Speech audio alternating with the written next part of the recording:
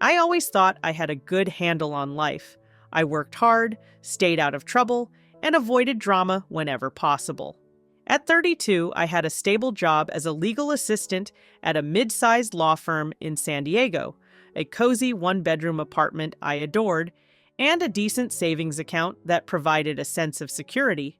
I wasn't rich by any means, but I was responsible something I couldn't exactly say about my younger brother, Ryan. Ryan, at 29, had always been the family's golden child. Charming, charismatic, and full of grand ideas that never quite panned out. He had a knack for convincing people to believe in him, for spinning dreams so vividly that even I sometimes got caught up in them. But dreams without follow-through are just that, dreams. And Ryan's track record was full of unfinished business, failed side hustles, abandoned projects, and a string of disappointed investors, most of whom were our parents. Growing up, our household was divided in ways that weren't always visible to the outside world. Our parents, especially our mom, had a soft spot for Ryan.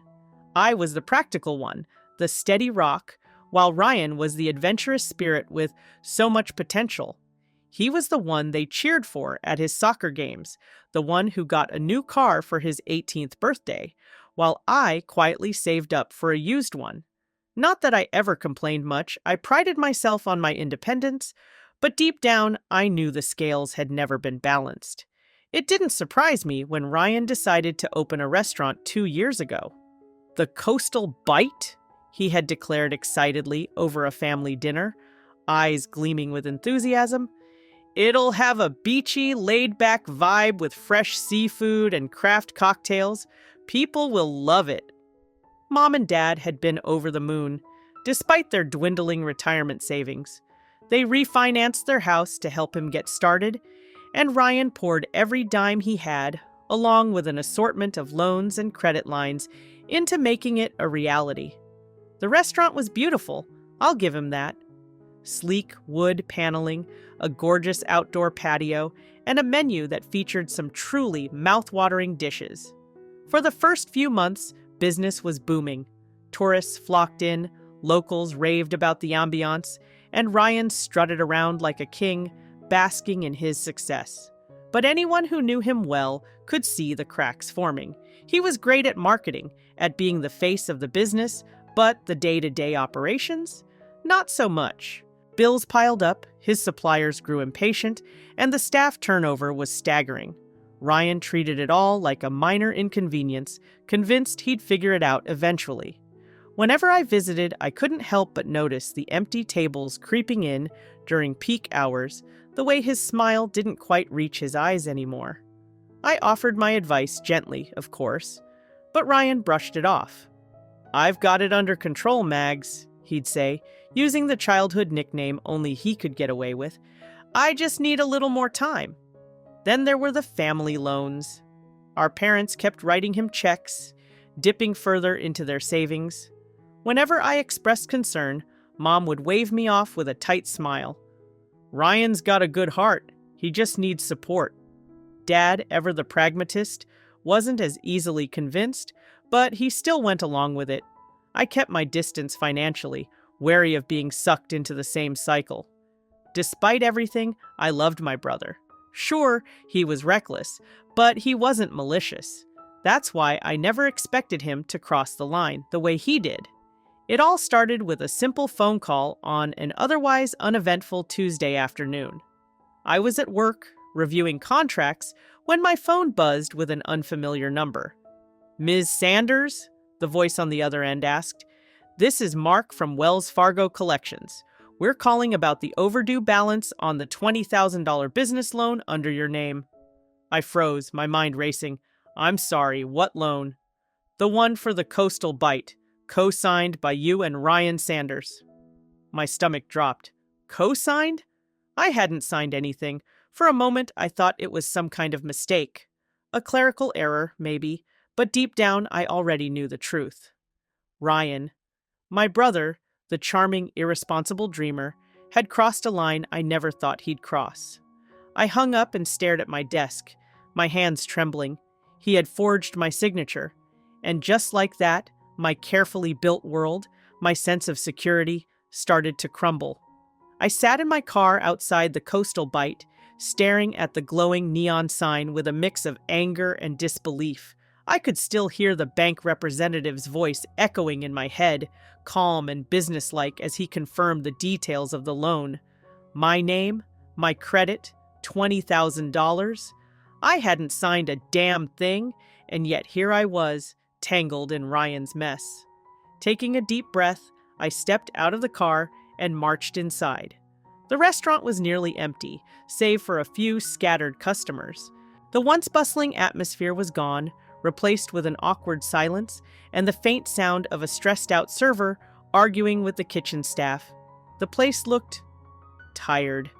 Faded menus, scuffed floors, and an air of desperation that clung to the walls like an old stain. I found Ryan behind the bar, flipping through receipts with a frown. His face lit up when he saw me, until he took in my expression. "Hey, Mags, what's up?" he asked, his voice all too cheerful. That fake charm he always fell back on. I didn't waste time. "Cut the crap, Ryan. I just got a call from the bank. They say I co-signed a $20,000 loan for this place. Care to explain?" His eyes darted away, guilt flashing across his face for the briefest moment before he plastered on an innocent smile. "Look, it's not what you think. It's exactly what I think." I slammed my hands on the bar, making him jump. "You forged my signature, Ryan. That's fraud. Do you even understand what you've done?" He rubbed the back of his neck, his confidence wavering. "Maggie, listen. I was gonna tell you. I needed the money fast. Things have been tight and, well, it's for the family, you know?" I stared at him, incredulous. "For the family? Don't pull that on me. You dragged my name into this without asking, without even warning me. What if I hadn't picked up that call? Were you just going to let me find out when they ruined my credit?" Ryan's shoulders sagged, and for a moment he actually looked remorseful.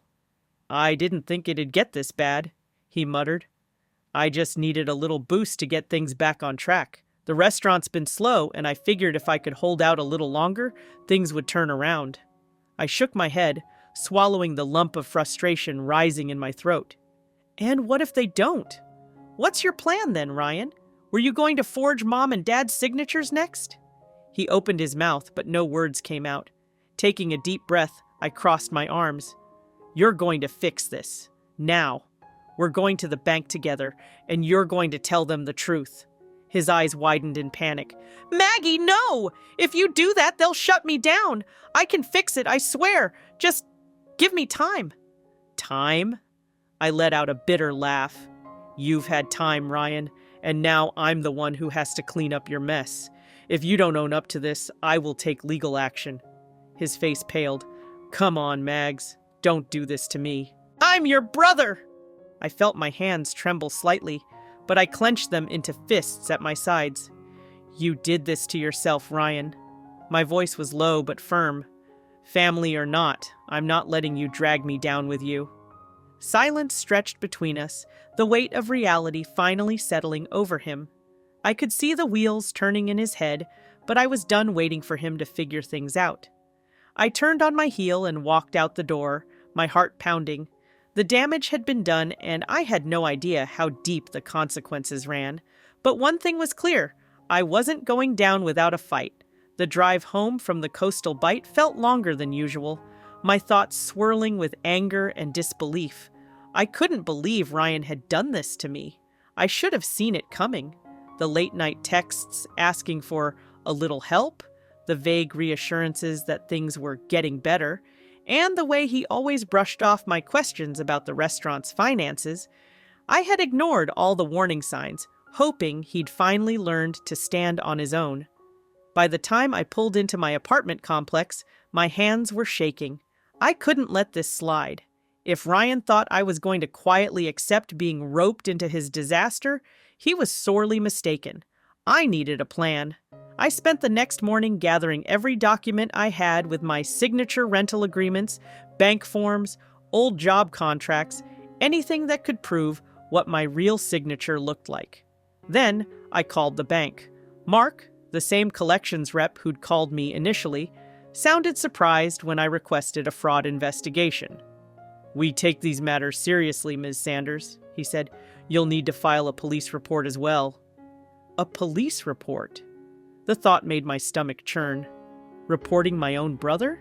It felt so final. But if I didn't, the debt would be on me, and I'd be left cleaning up the wreckage of Ryan's latest scheme. I drove to the police station that afternoon, feeling like I was betraying him with every step. Sitting across from a tired-looking officer, I explained everything: how I never signed the loan, how Ryan had forged my name, and how I wanted to clear my name without ruining his life. The officer nodded sympathetically, but didn't sugarcoat it. "This is serious fraud, Ms. Sanders. If the bank decides to press charges, your brother could face legal consequences." I swallowed hard and signed the report. 2 days later, Ryan showed up at my apartment unannounced. I opened the door to find him standing there, looking more disheveled than I'd ever seen him. His usual easygoing charm was gone, replaced with desperation. "Mags, we need to talk." I crossed my arms, blocking the doorway. "There's nothing to talk about, Ryan. I filed a report." His face fell, and he shoved his hands into his pockets. "You really did that, huh?" he muttered, glancing down at the floor. "You sicked the cops on me." I sighed, exhaustion weighing down my shoulders. "You did this to yourself, Ryan. I told you, I'm not letting you take me down with you." He stepped inside without asking, pacing back and forth in my small living room. "Look, I was gonna fix it, okay? I had a plan. I needed more time. Business is tough right now." I narrowed my eyes. "Tough? Ryan, you're drowning. The restaurant's barely holding on. And instead of cutting your losses, you dragged me into your mess." My voice cracked, frustration boiling over. Ryan threw his hands in the air. "I thought you'd understand. It's family, Mags. I'm trying to make something of myself. I didn't want to ask you because I knew you'd say no. So I did what I had to do." "Forgery? That's what you had to do?" I shot back. "Do you even hear yourself? You stole from me, Ryan." His eyes darted away, guilt flickering across his face again. "I didn't think it would get this bad," he whispered. I sighed, pinching the bridge of my nose. "Well, it did, and now you're in trouble." Ryan collapsed onto my couch, rubbing his temples. "Mom and Dad are gonna freak." A bitter laugh escaped me. "They should. Maybe they'll finally see that throwing money at your problems isn't the answer." He looked up at me, eyes pleading. "Can you just drop the police thing? I'll figure something out. I'll get the money, I swear." I shook my head. "Not happening, Ryan. You don't get to walk away from this without consequences." His jaw tightened, and for a moment I thought he might lash out. But then he just sat there, silent. Over the next week, things escalated quickly. The bank put a hold on Ryan's accounts pending investigation, and vendors started pulling their contracts when they heard whispers of financial trouble. The coastal bite, once his dream, was unraveling fast. Our parents called me in a panic after Ryan finally came clean. Mom was sobbing on the phone. "Maggie, he's your brother. We can figure this out as a family. You didn't have to go to the police." "Mom, he forged my signature," I said firmly, though the guilt gnawed at me. "This isn't just a little mistake. It's a crime." Dad took the phone next, his voice tense. "Look, we'll pay the loan off. Just call off the police, Maggie." I closed my eyes, pressing my fingers against my forehead. "No, Dad, this isn't just about the money. Ryan needs to learn that he can't keep doing this. You guys always bail him out, and look where it's gotten him." The conversation ended with Dad's frustrated sigh and Mom's continued crying, but I didn't back down. Then came the social fallout. Ryan's friends, those who once cheered him on, began distancing themselves. Customers stopped showing up as rumors about financial mismanagement spread. My phone buzzed constantly with texts from mutual friends asking if the rumors were true. Through it all, Ryan avoided me. I saw glimpses of him on social media photos, of him looking tired and worn down, trying to put on a brave face. I wanted to feel sorry for him, but I couldn't afford to. A week later, a letter arrived from the bank. Formal notice that the loan was officially under fraud investigation and that Ryan was liable for the full amount. I sat at my kitchen table, staring at the words, relief and sadness washing over me in equal measure. The next day, Ryan showed up again, but this time, there was no anger, just resignation. "I guess this is it, huh?" he said, holding up the letter. "Yeah," I said quietly. "It's over, Ryan." He looked around my apartment, his eyes tired.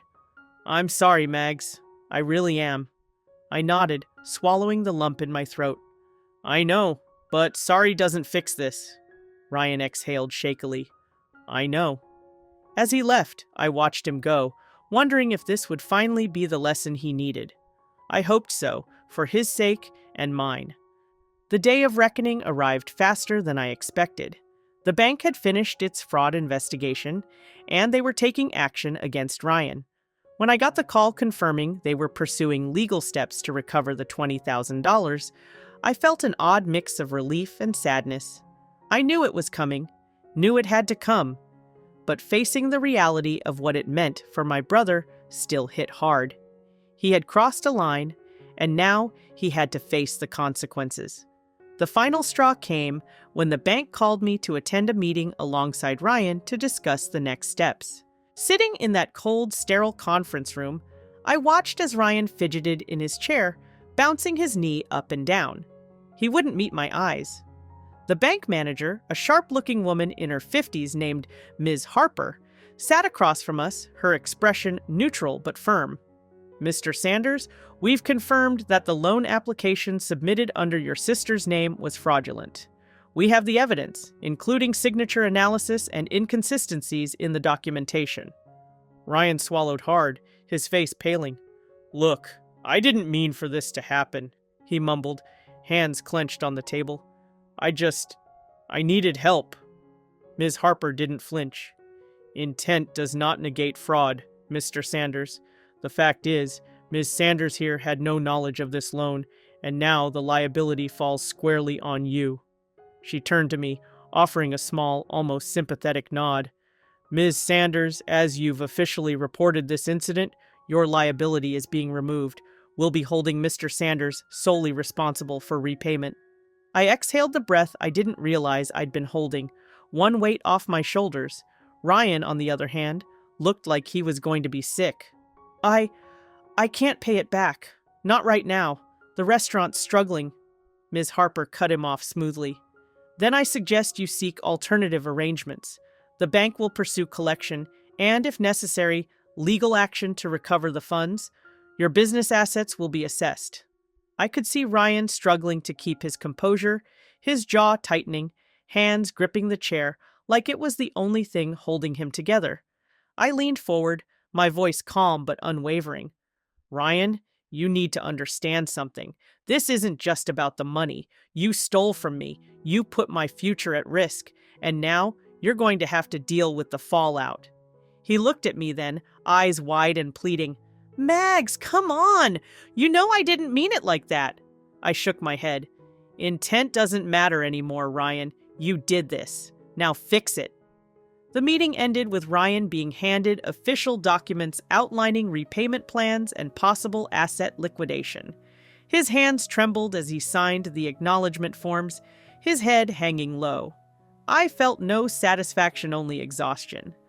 On the way out of the bank, Ryan finally turned to me in the parking lot, his voice cracking.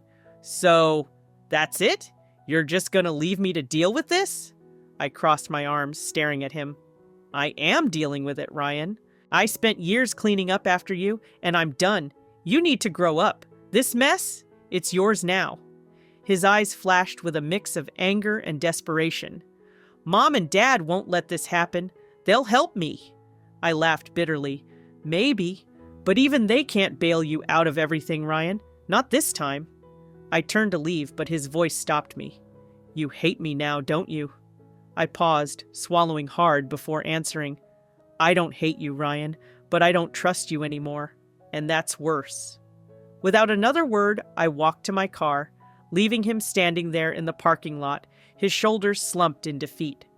The next few weeks were a blur. Ryan tried to salvage the restaurant, but the damage was done. Suppliers pulled out, employees quit, and customers stopped coming. Eventually, the inevitable happened. The restaurant was shut down, its doors locked, and its sign taken down in the dead of night. I watched from a distance, sitting in my car across the street, as Ryan stood in front of the darkened building, his hands in his pockets. He looked lost, defeated. I wanted to feel bad for him. I did. But part of me knew this was the only way he'd ever learn. A week later, Mom called me, her voice trembling. "Your brother, he's moving back in with us," she said, clearly upset. "We're going to help him figure things out." I bit my lip, choosing my words carefully. "You can help him, Mom, but don't enable him. He needs to fix this himself." She sighed heavily. "I just wish things had turned out differently." I nodded, even though she couldn't see me. Me too. A few days later, I got a text from Ryan. "I'm sorry, Maggie, for everything." I stared at the message for a long time, my fingers hovering over the keyboard. Eventually, I just typed back, "I hope you mean it." No heart emojis, no forgiveness, just the truth. Because trust had to be earned now, and I wasn't ready to hand it back so easily. In the weeks after the restaurant shut down, life felt quieter. I no longer had to deal with frantic calls from the bank, or sleepless nights worrying about my credit score. My world, which Ryan had so recklessly crashed into, was finally returning to normal. But normal wasn't the same anymore. Mom still called me every few days, always with updates on Ryan.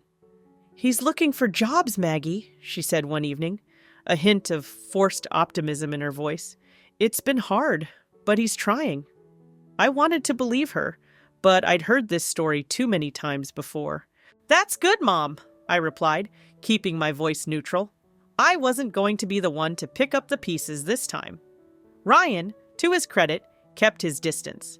Aside from the occasional text, mostly half-hearted apologies or awkward check-ins, he stayed quiet. I could tell he was embarrassed, and maybe that was a good thing. For once, he had to sit with his mistakes instead of running from them. One afternoon, I ran into him unexpectedly at the grocery store. He looked different, thinner, more tired. The cocky confidence he usually wore like armor was gone, replaced with something more subdued. "Hey," he said, shifting uncomfortably. "Hey," I replied, studying him. We stood there in the middle of the frozen food aisle, neither of us quite sure what to say. Finally, he cleared his throat. I got a job at that new place downtown. Just bussing tables, but it's something." I nodded, surprised. "That's good, Ryan. Really?" He rubbed the back of his neck. "Yeah, trying to get my act together, you know?" There was a part of me that wanted to ask if he really meant it this time, if he was finally ready to grow up, but instead I just said, "I hope so." He looked down at his feet, then back at me. "Look, Mags, I know I screwed up. Big time. I should have never done what I did." I crossed my arms, waiting. He sighed.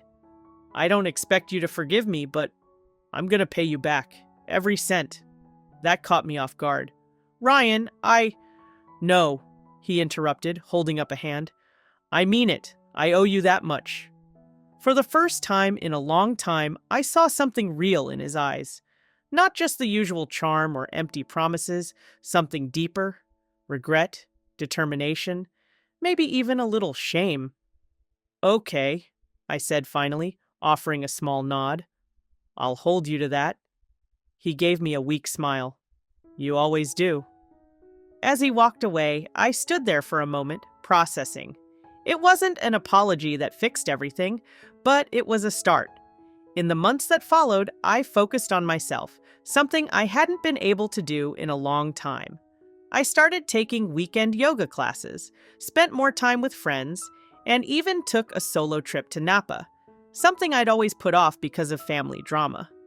Ryan stayed true to his word. Slowly but surely, payments started appearing in my bank account. Small at first, just a few $100s here and there, but consistent. I wasn't sure if we'd ever go back to the way things were before. Trust, once broken, wasn't so easy to rebuild. But I was learning that sometimes distance was healthy. That setting boundaries didn't mean cutting someone off entirely, it meant choosing how much of yourself you were willing to give. Mom and Dad eventually accepted that they couldn't fix everything for Ryan. They still supported him, but I could tell they were finally stepping back, letting him figure things out on his own. As for me, I was okay. One evening, as I sipped wine on my balcony, watching the city lights flicker below, I realized something. I didn't feel guilty anymore.